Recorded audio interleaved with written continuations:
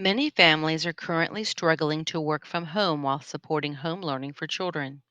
We all need to create new routines. Creating daily schedules can help all family members, but especially children, to feel some security and predictability in their day, even when it feels like the world has been turned upside down. Remember, we're asking young children to do things they have not been expected to do before. For their success, we must remember this simple fact. The brain is pattern seeking. It is survival oriented. So, first we must structure before we nurture. The best exercise for the brain is exercise. The brain is survival oriented and pattern seeking. Predictable patterns help it feel safe and function optimally. In conscious discipline, we use routines represented visually so children know what to expect throughout the day. What patterns do you create in your home or school to encourage predictability? The brain functions optimally when the child feels safe. It's your job as the adult to keep them safe and their job to help you.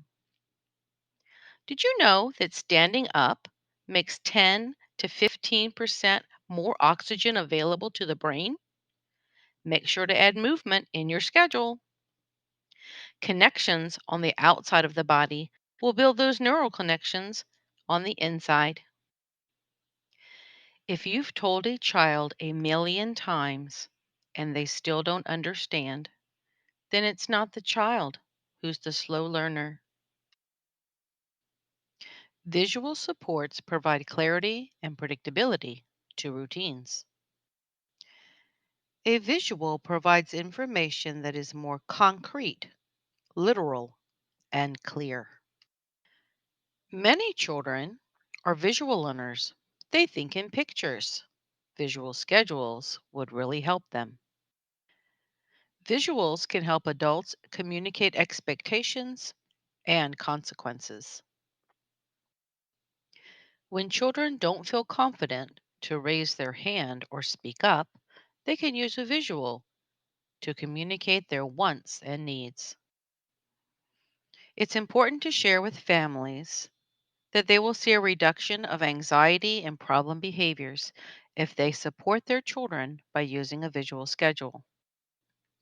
The primary reason I see for using visual schedules is that they promote independence in many ways. If you have a schedule, you can transition and navigate your day without another person having to tell you where to go or what to do. If I have a schedule that tells me what to do, I can't argue with it.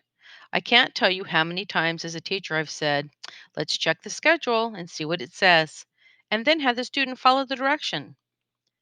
But of course, if I said, I need you to do this, it wouldn't happen. The schedule takes the personal piece out of it and makes it more objective.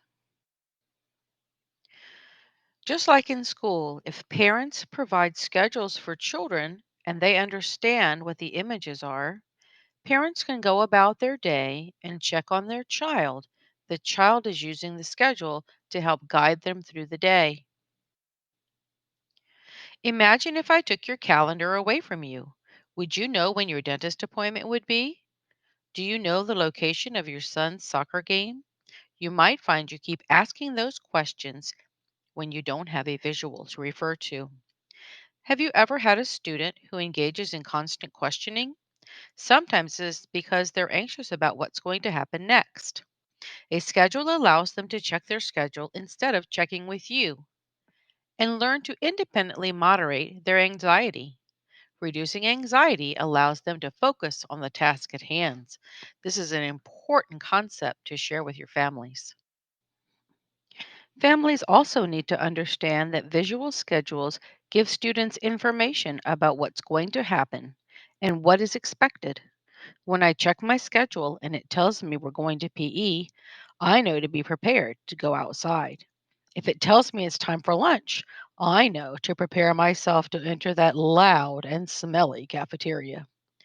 This communication also helps them use picture symbols receptively to understand what is happening in their environment and eventually learn to communicate. Young children do not typically have the concept of time or an understanding of sequence, but they need to know what's going on. A visual schedule can support anyone trying to multitask while checking what's coming next. Consider sharing information about classroom routines and schedules with the families of your students. When we get back to the classroom, you'll be thankful you did. Share with families that visual schedules help prepare children for upcoming changes. Let them know to give warnings and explain any upcoming sequence of events.